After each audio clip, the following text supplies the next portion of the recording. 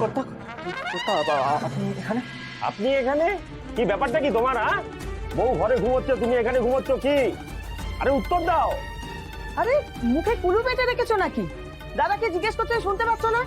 বলো বলো, কেন তোমরা দুজনে আলাদা ঘুমোচ্ছিলে?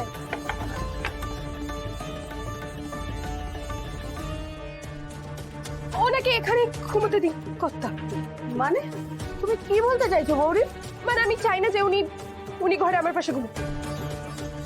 না কেন, কি মানে তোমাদের ঝগড়া হয়েছে? ঝগড়া? এই মানুষটার সাথে ঝগড়া করা সম্ভব? উনি আমাকে দিয়ে কাজের পর কাজ করিয়ে যাবে, ওনার পরে আমাকে ঘুমোতে হবে, আর ওনার আগে আমাকে ঘুম থেকে উঠতে হবে। তার উপর আদেশের পর আদেশ দিয়ে যাবে, হাত টিপে দাও, পা টিপে দাও। কি বলছে এগুলো কুসুম? তা আমাকে সব করতে হয়, কারণ আমি তো ওনার নামে স্বীকার করি। আর এত কিছু পরেও আমার সাথে ভালোবাসার দুটো কথা বলতে পারে না। ও এই ব্যাপার। আর আমি কি সব আকাশ কুসুম কল্পনা করছিলাম। সব স্বামী স্ত্রীর ঝগড়ায় তো এখন ঘরে ঘরে লেগে আছে। এই যে রাজা, তুমি অন্যের মেয়েকে বিয়ে করে ঘরে এনেছো, ওর প্রতি তোমার আরো অনেক বেশি দায়িত্বশীল হওয়া উচিত। অনুশ্রীর মতো গৌরী আমার মেয়ে, কোনোভাবে তুমি যদি ওর চোখের জলের কারণ হয়েছো, আমার থেকে খারাপ আর কেউ হবে না। আমার ভুল হয়ে গেছে কর্তা। কান ধরো, থাক, এই যাও, ওকে ঘরে নিয়ে যাও। আর শোনো, কোনোভাবে ও যদি আবার আদেশ করে তাহলে তুমি আমাকে বলবে, আমি ওকে শাস্তি দেবো। গাধা কোথাকার।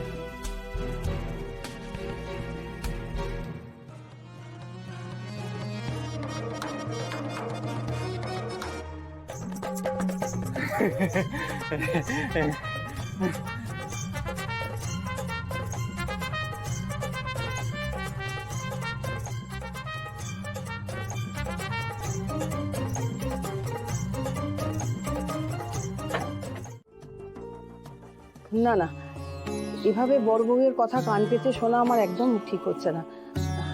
আমি বরং যাই।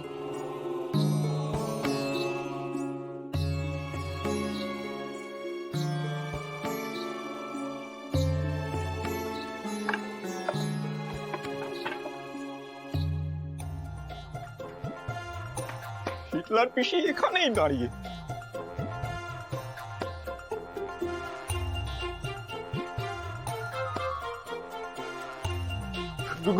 গৌরী, গৌরী, কি হয়েছে? তুমি তুমি আমার থেকে কিছু শুনতে চাইছিলে না?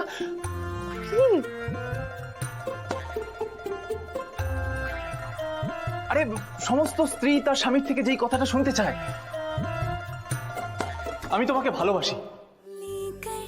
इजाज़त अब आपसे सांसें ये आती जाती है, ढूंढे से मिलते नहीं है हम, बस आप ही आप बाकी है।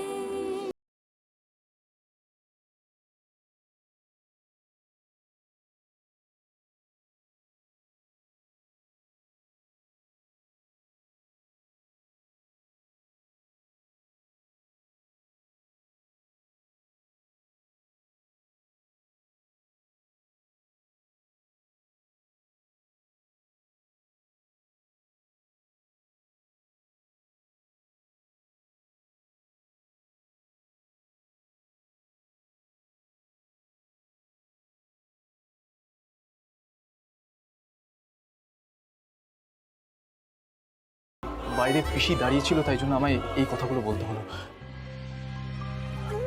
সরি। স্বপ্ন আঁকা চোখ, কিন্তু পেটের খিদে রাজকুমারীকে বেঁধে রেখেছিল।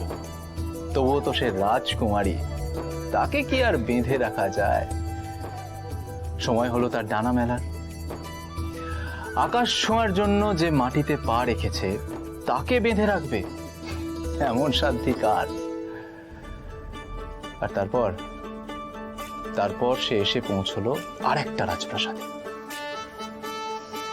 নিয়ম দিয়ে ঘেরা খাঁচায় এলো ওড়ার ইচ্ছে রাখা এক রঙিন পাখি। তারপর খাঁচা গেল খুলে, আর সমস্ত রং আকাশে ছড়িয়ে পড়ল। এখনো কিন্তু রাজকুমারীর গল্প বলা বাকি।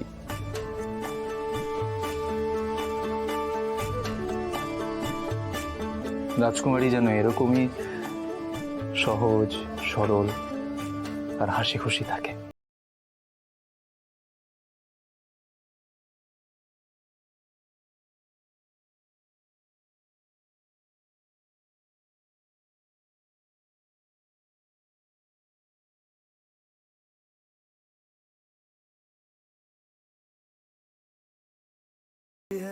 ঈশান কাজের জন্য তো কোথাও যায়নি, গেছে নিজের শখে। কিন্তু এবার ওকে শখ আমি দেব।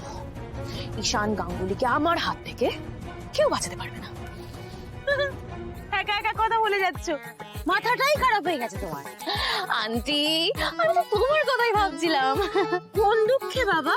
এই দুঃখে না আনন্দে। আমি ভাবছিলাম যে আমার বিয়ের আগে আমি তোমাকে একটা গিফট দেব।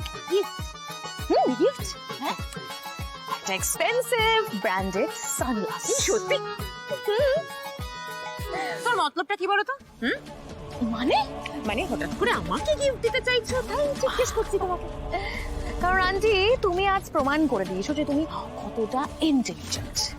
ও আচ্ছা আচ্ছা আচ্ছা আচ্ছা, তাহলে তুমি এতদিনে সেটা বুঝতে পারলে, তা হঠাৎ করে তুমি সেটার প্রমাণ পেলে কি করে?